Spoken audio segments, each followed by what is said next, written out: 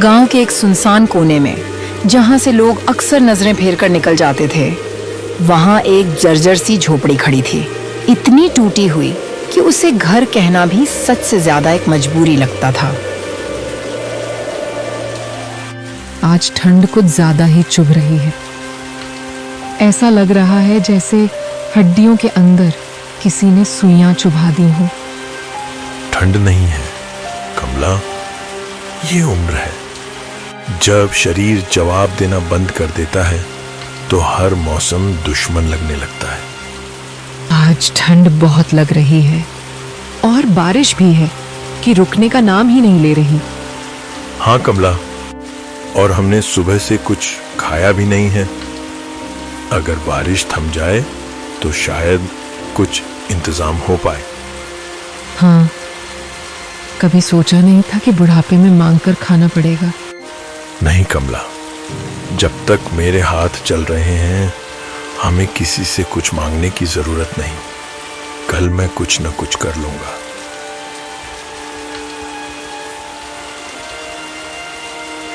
बारिश की आवाज के बीच दोनों बिना कुछ खाए चुपचाप लेट जाते हैं।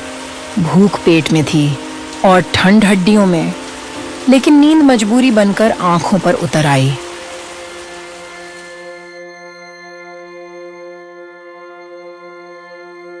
अगली सुबह हरिदास काम की तलाश में गांव की ओर निकल पड़ता है। बाहर ठंड अब भी वैसी ही थी, हवा तेज और हाथ सुन्न कर देने वाली।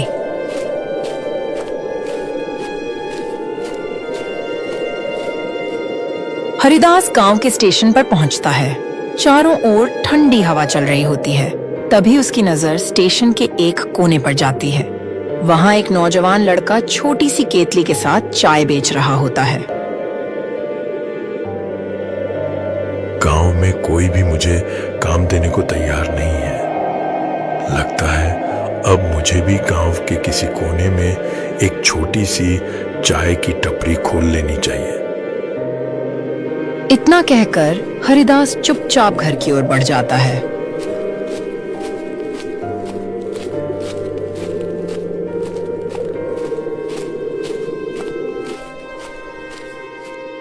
कमला, गांव में शायद अब कोई काम न मिले। मैंने सोच लिया है मैं गांव में ही एक छोटी सी चाय की टपरी खोलूंगा। पर हम चाय की दुकान कहाँ खोलेंगे?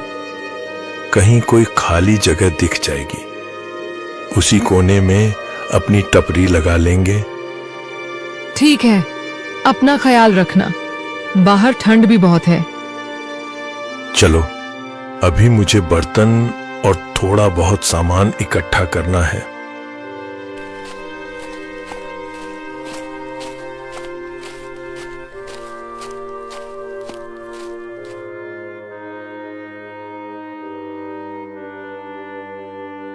अगले दिन हरिदास थोड़ा बहुत सामान जुटाकर चाय की एक छोटी सी दुकान खोल देता है।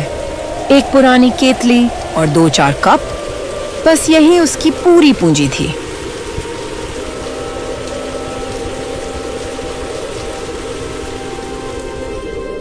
सुबह सुबह एक ऑटो वाला हरिदास की दुकान पर आकर रुकता है।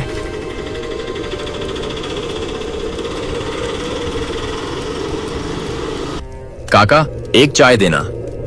बारिश के बाद ठंड बहुत बढ़ गई है तो कुछ गर्म पीने का मन हो रहा था। हाँ बेटा, अभी लो एकदम गरम गरम चाय। रिक्शा वाला चाय का कप हाथों में लेकर धीरे धीरे चाय पीने लगता है। काका, चाय तो बहुत ही अच्छी थी। ठंड एकदम दूर हो गई।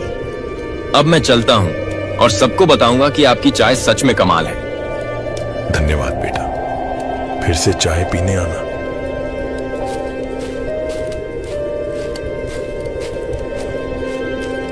धीरे धीरे हरिदास की छोटी सी दुकान पर और भी ग्राहक आने लगे। अरे काका, बहुत अच्छी चाय बनाई है आपने। सच में, ऐसी चाय तो बहुत दिनों बाद पी। हरिदास के चेहरे पर हल्की सी मुस्कान आ गई। काफी समय बाद उसे लगा कि उसकी मेहनत रंग ला रही है।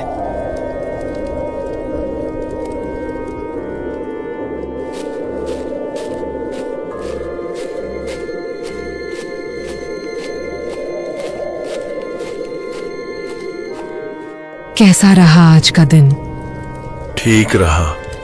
आज कई लोग आए थे, सबको चाय पसंद आई। सच? इतनी जल्दी? हाँ, एक रिक्शा वाले ने तो कहा कि वह सबको बताएगा हमारी चाय के बारे में। तो फिर हमारी मेहनत बेकार नहीं गई? नहीं कमला, आज पहली बार लगा कि हम फिर से कुछ बना सकते हैं।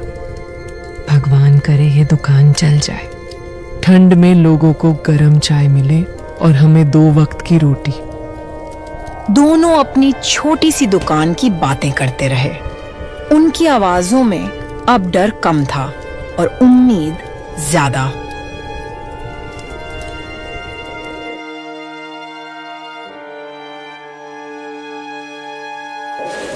अगले दिन सुबह अचानक बहुत तेज बारिश शुरू हो गई। तेज बारिश और आंधी के बीच हरिदास की छोटी सी दुकान हवा के झोंकों में उड़ गई, जैसे किसी ने उसकी मेहनत को पल भर में छीन लिया हो।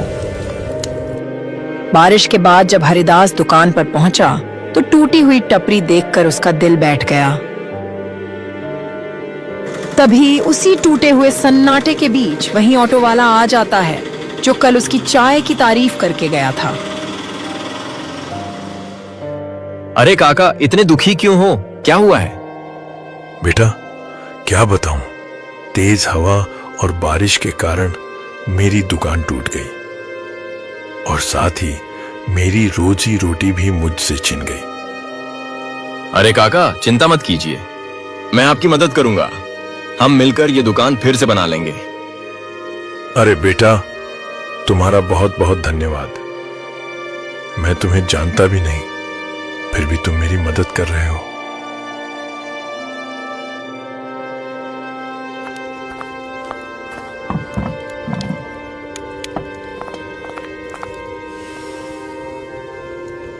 लीजिए काका, आपकी दुकान फिर से बन गई। अब आप अपना काम फिर से शुरू कर सकते हैं। धन्यवाद बेटा, तुमने मेरी इतनी मदद की। कोई बात नहीं काका, अब मैं चलता हूं, फिर आऊंगा आपकी चाय पीने।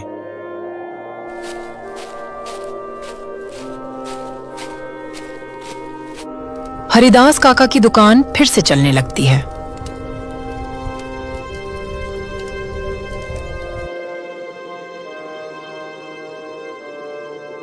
चाय की कमाई से हरिदास अपनी झोपड़ी की मरम्मत करवाता है।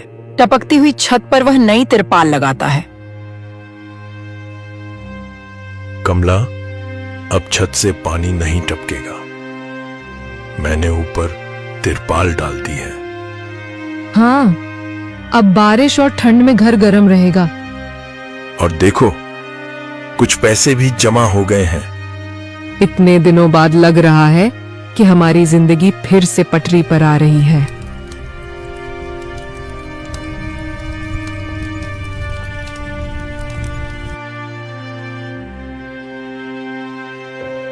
इसी तरह दिन बीतते गए। बिना शोर बिना चमत्कार जिंदगी धीरे धीरे अपनी जगह बनाती चली गई। एक दिन वही ऑटो वाला फिर से आया, लेकिन इस बार उसके साथ उसका ऑटो नहीं था। वह पैदल चलता हुआ, थोड़ा झुका हुआ और चेहरे पर चिंता लिए हरिदास की दुकान के सामने आकर रुक गया। क्या हुआ बेटा, आज तुम इतने खोए हुए क्यों लग रहे हो? कुछ नहीं चाचा, मेरा ऑटो रिक्शा, मेरी रोजी रोटी सब मुझसे छिन गया। क्या हुआ बेटा, जरा ठीक से बताओ। मैं समझ नहीं पा रहा हूं कि ऐसा क्या हो गया। काका, कुछ दिन पहले जब मुझे ये ऑटो खरीदना था तो मैं एक जमींदार से पैसे लेने गया था।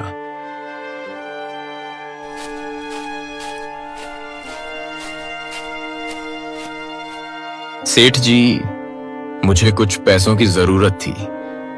ऑटो लेने में थोड़े पैसे कम पड़ रहे थे। हाँ भीमा, पैसे तो मैं तुम्हें दे दूंगा। बताओ, कितने पैसे चाहिए तुम्हें? सेठ जी, बस 5,000 रुपए चाहिए। मैं अगले महीने आते ही आपको लौटा दूंगा। ठीक है भीमा, पैसे ले जाओ, लेकिन याद रखना अगले महीने सूद समेत लौटाने होंगे।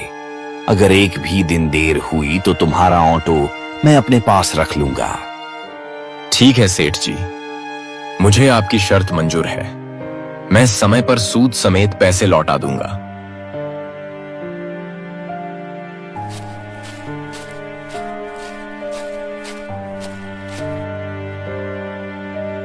एक महीना बीत जाता है।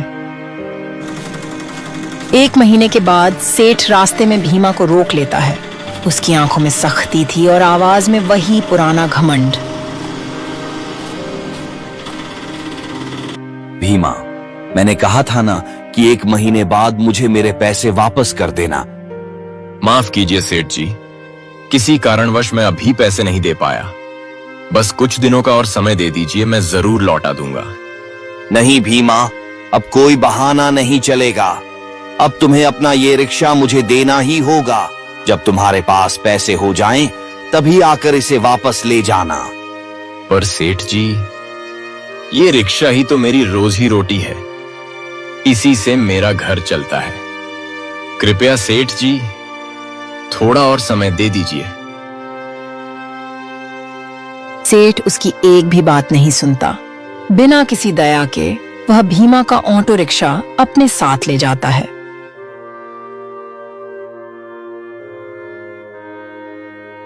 तो काका, इसी तरह मैं यहां आ गया और यही वजह है कि आज मैं इतना उदास हूं।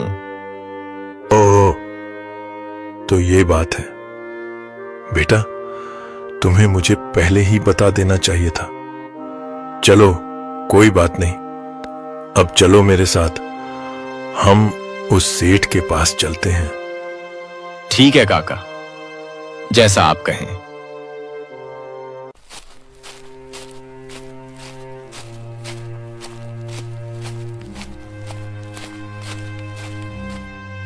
बोलो भीमा, कैसे आना हुआ? मैं पहले ही कह चुका हूं, बिना पैसे दिए ऑटो रिक्शा वापस नहीं मिलेगा।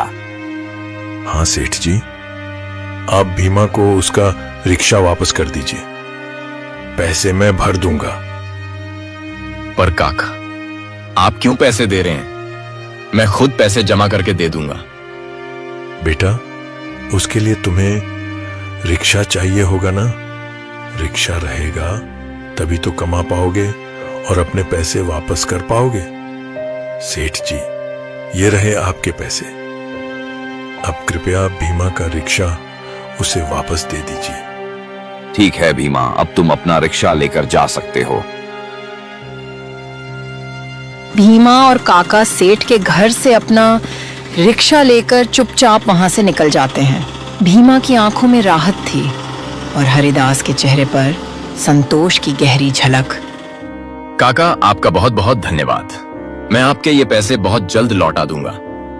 कोई बात नहीं बेटा, जब तुम्हारा मन करे तब लौटा देना। और फिर तुमने भी तो मेरी मदद की थी जब मेरे पास कुछ नहीं था। जिंदगी में असली अमीरी पैसों से नहीं, एक दूसरे का सहारा बनने से आती है। आज हरिदास ने भीमा को संभाला, कल कोई और किसी और को संभालेगा और इसी तरह इंसानियत जिंदा रहती है।